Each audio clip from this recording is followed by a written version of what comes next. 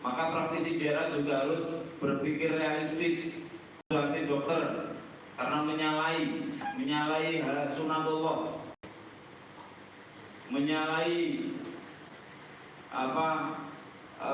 konsensus ilmiah.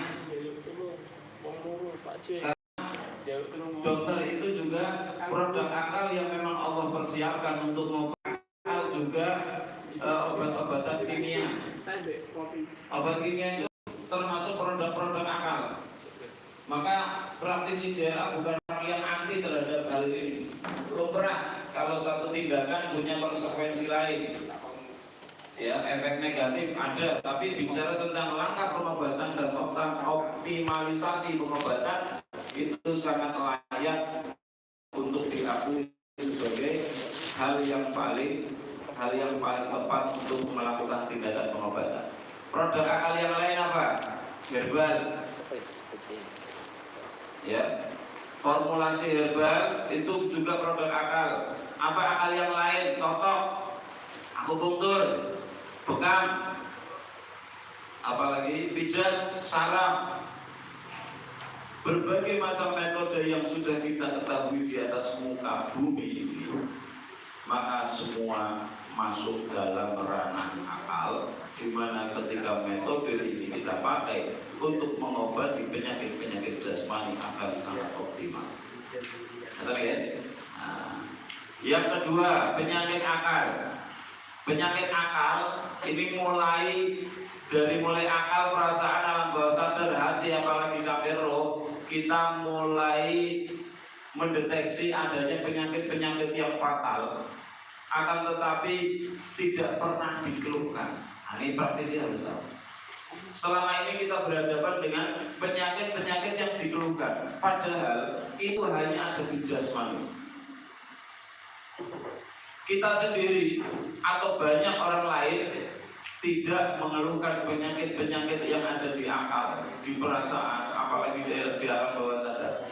Tapi kita akan belajar mendeteksi itu dan mengambil langkah pengobatan yang tepat. Penyakit akal yang pertama, penyakit akalnya ada 3, ya, ada 3 dan insya Allah ini original di Tafsirul Quran. Karena saya pernah tanyakan tentang penyakit akal itu orang, belum ada yang menuliskannya dengan deskripsi yang jelas. Artinya tidak spesifik menjadi penyakit akal, tidak. Maka ini hanya ada di Tafsirul Quran. Karena ini saya yang ngomong, ya, tanpa label seorang dokter, ilmuwan, apalagi profesor, maka pasti ini belum tentu benar. Ini juga masih bisa diperdebatkan, bahkan bisa disalahkan. Penyakit akal yang ditemukan, yang baru ditemukan ini berdasarkan analisa, itu ada 3 penyakit akal. Yang pertama dinamakan jahil, garis miring kafir. Ini penyakitnya penyakit akal. Kalau kita lihat Abu Jahal sebagai salah satu sampel dari penyakit jahil, Abu Jahal contohnya, bahwa jahil itu istilah atau Abu Jahal adalah laqab yang disematkan oleh Rasulullah SAW untuk orang-orang yang punya penyakit akal. Cirinya orang yang penyakit akal ini, ketika kita analisa cara mendiagnosanya ini, cara mendiagnosa orang-orang penyakit akal itu,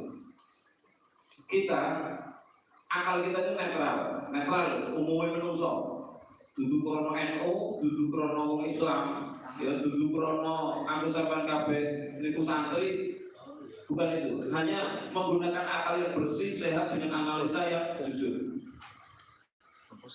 Ketika kita menganalisa itu, kemudian kita hanya bisa garuk-garuk kepala, speechless, bahasa speechless. Terus komentar, sampai kok nanti hasil dari analisa jenengan hanya bisa garuk-garuk kepala ini.